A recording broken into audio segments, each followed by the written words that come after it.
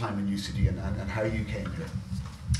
Well, I'm beginning to feel a little bit like a fossil here, because I came to UCD in the late 1980s, and there were no access programs or any other programs. I have had impaired vision all my life, so when I came to college, I went to speak to the people in the social science department and explained to them that I had impaired vision, and could I have permission to please record lectures, and would they mind if I photocopied all their overheads. And I have to say the attitude in UCD was really open. I think it was quite a relatively new experience for them. There for the university, there was a lady in the registrar's office called Carmel Bevan, who was assigned to any student who had any difference or any issues. So I was trotted over to meet with Carmel Bevan, and I have to say, for all of the students who were there at that time, Carmel Bevan was our saviour. We needed anything, it was over to Carmel. How will I do this? What will I do? How will I manage? Whatever. So a group of us got together and set up a college society for students with disabilities. We found a church bench and we sat it outside the porter's office, and we made a sign, Society for Students with Disabilities. And anybody who knew anyone, and this is very un-PC, I know, but you know, I have moved on, but so we set up this society. We got together anyone who knew anyone who had any sort of a disability, and we were going to sort the college out because the college needed to be reorganised. So we wrote a letter to all of the lecturers in relation to how they could accommodate students with all the various disabilities. So there's a paragraph on students with hearing impairments, a paragraph on epilepsy, paragraph on dyslexia, paragraph on vision impairment, and it was all very practical. And we embarked on the whole thing of making the university physically accessible as well. And we set up a whole campaign to stop people parking on the one or two ramps that did, or parking bikes on the one or two ramps that did exist. And so there was a whole access program began around that time under Professor John Kelly, who was the registrar. So we distributed 650 letters by hand to all of the lecturers here. We met with Professor Kelly, who was really determined to make UCD a much better place for students with disabilities. So we talked about, I was very keen that UCD would become the Berkeley of Europe, basically, because Berkeley was known as having good access for students with disabilities. So thereafter, the access program was launched. From the Society for Students with Disabilities, a university committee which comprised of lecturers and students was an access committee was set up. Then we developed the National Association for Higher Education Access and Disability, otherwise known as NADCHI, which then became AHEAD. So most of you will be familiar with AHEAD, but it was launched as NADCHI here in UCD in about 1991, I think, with President Mary Robinson and a lot of other important people who were there at the time.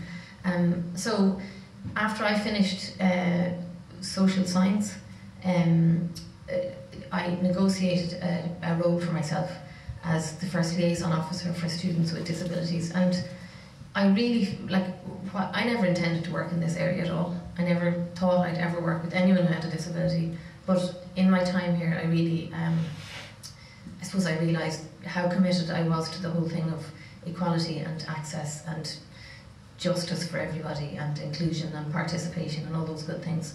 So, you know, if they told me I could do it for nothing, I was really keen to do this for a year. So they paid me £6,500 for the year, and I set up in an old porter's office, and it kind of all developed from there.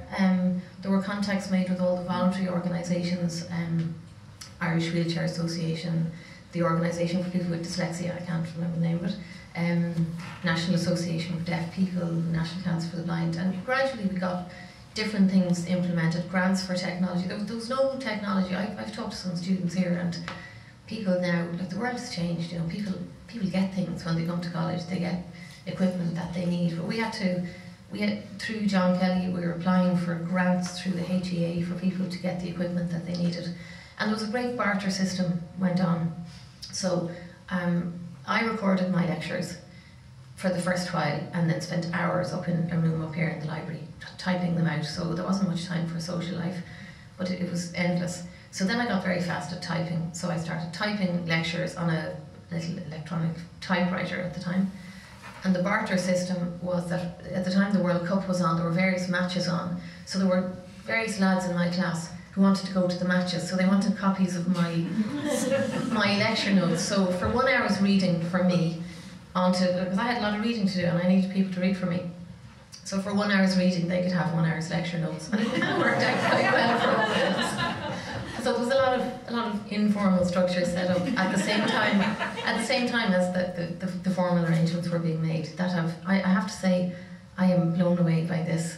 And all the ways now of accessing college and this whole centre and the work that's going on in UCD, it's incredible to come back all those years later and to see how it's developed. Elaine, there have been huge changes since you were here, but what more can UCD do to widen access to people?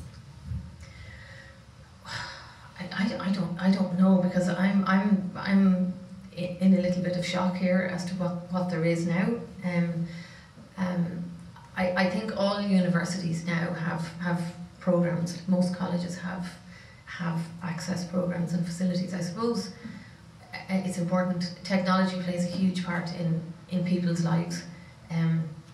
I would say to any university, including UCD, to make sure to keep up with the current technology that's available. You know, and for students to always know who to go to, and that's going right back to us and Carmel Bevan, and obviously there's an awful lot of people involved now, but it's a very daunting prospect to be in a big university and not be sure who to turn to.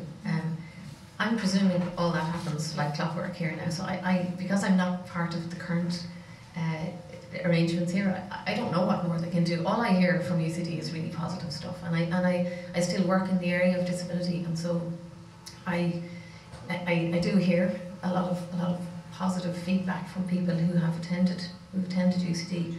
I think I suppose preparation for employment starts much younger than people go to university. So I think if there's any role for a university earlier on in terms of preparing teachers and teacher training and that kind of thing, and even work with parents so that the bar is raised. I think one of the biggest barriers for people with disabilities is low expectation, and that's from people ourselves, from parents, from teachers, and I think anything that can be done that helps people to realise that they have a potential and they can achieve that potential, but a lot of work needs to go in to helping people to realise that.